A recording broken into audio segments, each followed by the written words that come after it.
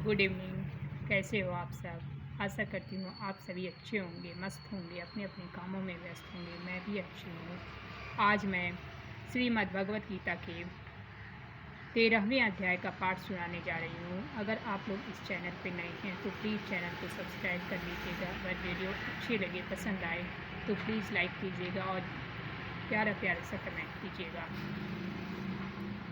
अर्जुन बोले, हे केशव, मैं प्रकृति और पुरुष, क्षेत्र और क्षेत्रज्ञ तथा ज्ञान और ज्ञेय को जानना चाहता हूँ।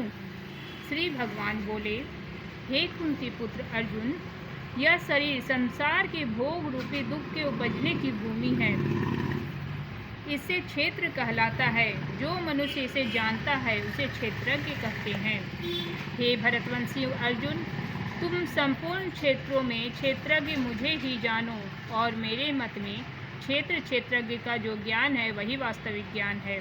वह क्षेत्र जिस जड़ पदार्थ से बना हुआ है, जिन दर्शनादि स्वभाव और इच्छादि धर्मों से युक्त है, जिन इंद्रियादिक विकारों से युक्त है, जिस प्रकृति पुरुष के संयोग से उत्पन्न हुआ है, वह क्षेत्र और क्षेत्रज्ञ का स्वरूप, अचिंत्य, ऐश्वर्य और प्रभाव आदि सब मैं संक्षेप में कहता हूँ, उसे सुनो। यह क्षेत्र क्षेत्रज्ञ का स्वरूप वशिष्ठादि ऋषियों ने अनेक प्रकार से वर्णन किया है। ऋक, यजु और सामादि वेदों ने जिसका स्वरूप अनेक भांति से निरूपण किया है, तथा युक्ति युक्त ब्रह्म सूत्रों द्वारा जिसका स्वरूप वर्णन किया गया है। पंच महाभूत, अहंकार, बुद्धि और मूल प्रकृति, 10 इंद्रियां, जिसमें 5 कर्मेंद्रिय और 5 ज्ञानेंद्रिय हैं, एक मन है और 5 इंद्रियों के विषय यही क्षेत्र कर्म है।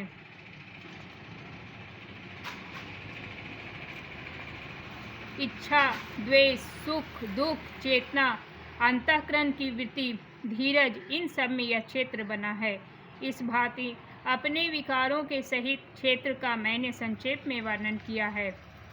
मान की इच्छा न रखना, दंभ न करना, प्राणी मात्र को पीड़ा न देना, क्षमा, सरल स्वभाव रखना, गुरु सेवा, पवित्रता, आत्मा को वश में रखना, इंद्रियों के रूप, रस, गंधादि विषयों में वैराग्य रखना, अहंकार न करना, जन्म, मृत्यु, बुढ़ापा, रोग और दुख, इनके दोषों को बार बार विचारना, पुत्र, स्त्री, घर, धनादिकों में आसक्त न होना, स्त्री पुत्रादिकों के दुख सुख को न मानना, और चाही या अनचाही जैसी वस्तु दैव योग से आ मिले उसमें चित्त को समान रखना, मुझ में सर्वत्र आत्मदृष्टि रखना, निश्चल भक्ति होना, एकांत और पवित्र स्थान में रहना, और सांसारिक विषयों में लीन मनुष्य के संग में अरुचि रखना, आध्यात्म ज्ञान में सदा तत्पर रहना, और तत्व ज्ञान के अर्थ रूप मोक्ष का विकार करना यह ज्ञान है, और इससे विपरीत मान, दंभ आदि अज्ञान कहा गया है। मैं तुमसे ये वस्तु कहता हूँ जिससे मनुष्य मुक्ति पाता है, वह अनादि पर ब्रह्म, वह न सत कहा जाता है न असत। उस पर ब्रह्म के सब ओर हस्त और पाद हैं, उसके सब जगह नेत्र, सिर, मुख और कान है, वह संपूर्ण लोक में व्याप्त हो रहा है। वही इंद्रियों और रूपादि विषयों का प्रकाशक है तथा सब इंद्रियों और विषयों से रहित है, संग रहित है, सबका भरण पोषण करने वाला है, वह उन्हीं गुणों का भोक्ता है।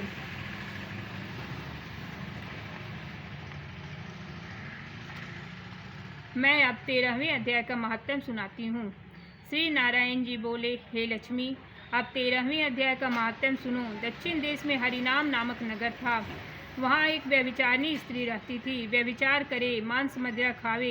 एक दिन एक पुरुष को उसने वचन दिया कि अमुक स्थान में मैं तेरे पास आऊँगी, तुम वहाँ चलो। वह पुरुष किसी और वन में चला गया। वह स्त्री उसे ढूंढती ढूंढती हैरान हो गई, पर वह मनुष्य ना मिला।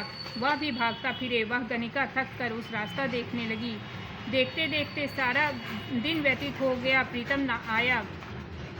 सांझ पड़ गई। वह गणिका प्रीतम का नाम ले लेकर पुकारने लगी। इतने में वह पुरुष मिला। दोनों बड़े प्रसन्न होकर बैठे। इतने में एक शेर आया।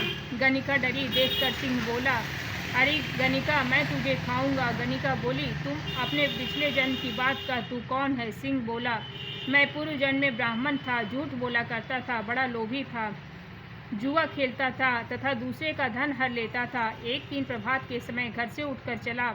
मार्ग में गिरते ही देह छूट गई। यमदूतों ने पकड़ लिया, धर्मराज के पास ले गए। देखते ही धर्मराज ने आदेश दिया इसी घड़ी ब्राह्मण को सिंह का जन्म दो। तब यह देह मुझे मिली और आदेश दिया, जो प्राणी पापी दुराचार करने वाले हों उनको तू खाया कर, साधु वैष्णव हरिभक्तों आदि के पास न जाना। हे गणिका, मुझे धर्म या राज की यह आज्ञा है, उन्हीं की आज्ञा पाकर सिंह की योनि में आया हूँ। तू व्यभिचारिणी गणिका पापिनी है, इसी से मैं तुझको खाऊंगा।